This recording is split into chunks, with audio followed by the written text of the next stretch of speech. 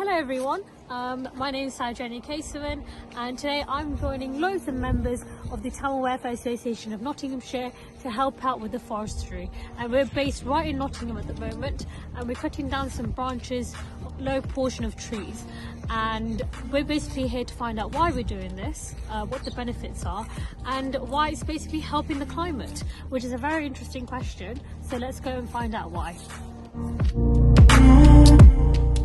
So we're going to go meet the ranger himself, ask a few questions about this. So let's follow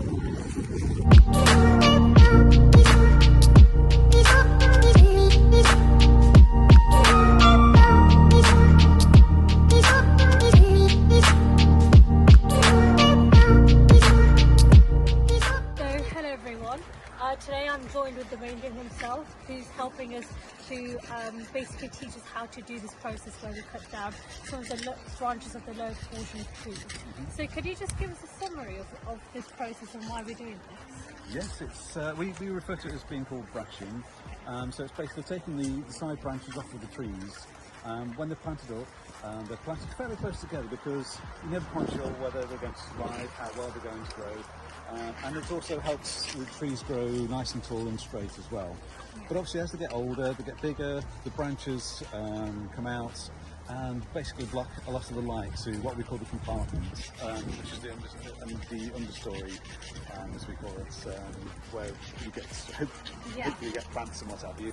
But obviously with the lack of light, it's very much suppressed.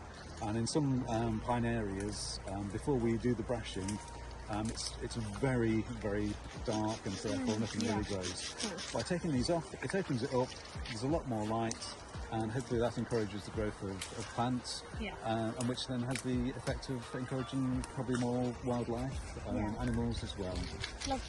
Another really good thing about it is that it helps the trees because a lot of the bottom branches die off, and so therefore they might rot, and the rot might get into the tree and affect it. So by taking the dead branches off, we're actually helping the health of the tree as well. Lovely. So obviously we've got the whole climate change issue.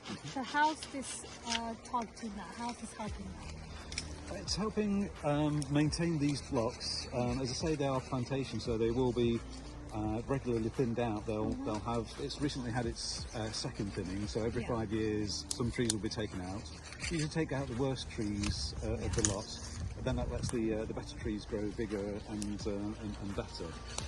And it is sustainable. In areas where we do take out trees, we do replant, restock them, and so it's effectively continuous cover. And it also has the benefit as well is that a lot of wildlife likes different size of trees, and so there's one area in another part of this wood where we've done some thinning, so you've got trees that are 25 years old, trees that are 10 years old, and trees that are literally just been planted recently, and so different wildlife likes different age structures, so that can be really beneficial as well. And so it will never be a case that there won't be wood here. If we cut down, we will restock and replant. That's good. Some people often think that, you know, we're cutting down the trees, we're causing deforestation, but that's not what we're doing here at all, is it? Oh, certainly not, Exactly. No. I mean, sometimes with the group we do go to, we've got some lovely grassland areas on some of the sites, and they have a different set of wildlife associated with them, which if we didn't keep them nice and clear, eventually they would be taken over by shrubs and trees, and we'd lose all that wildlife. Exactly. And so by clearing it, we're making sure that we keep those. Because although trees are great, you know, you need that difference of habitat between areas. It's important to maintain the habitat because in the end the food chain is what's going to get damaged a lot, and and by having these different areas as well, it's much better for biodiversity. Because as I say, you get woodland plants, grassland plants. We've got some wetland areas as well, so we try to maintain those and maximise the biodiversity of the areas. So, in average, how many trees are you able to complete within in a session? That's a bit of a guess. I would say maybe a couple of hundreds. Wow. I mean, I had a quick count up earlier, and I think we've already done probably over 30 in about half an hour. So I don't know, sort of a tree a minute, sort of. No, that's really good. That's very proactive. Yeah, so it's great that, you know, sort of it's It's great that Farm Association comes out and helps us with this. It really is a big help. Yeah, and how do you want to encourage more people to take part in this? What's your message to the people? I mean, the woodlands are here for all of us. We want as many people to come here as possible and to enjoy the woodlands. And that's best done by helping to maintain it. It makes sure that the wildlife is here for people to enjoy. And by this work, we gradually do improve things.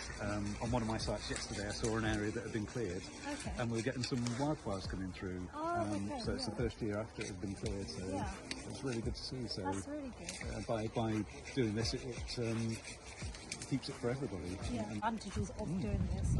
I mean, we start off with a lot of trees which have branches, and look at it now. Yeah. Everyone's done so much, and that tree over there, that's got a lot of its branches removed. So amazing job. Yeah, I mean, one thing, if you look that way, we can see an area where we cleared last session. Yeah.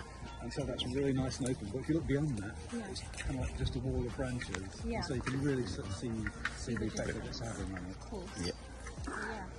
Thank you very much. That's very helpful, and I hope everyone understands the important message of this.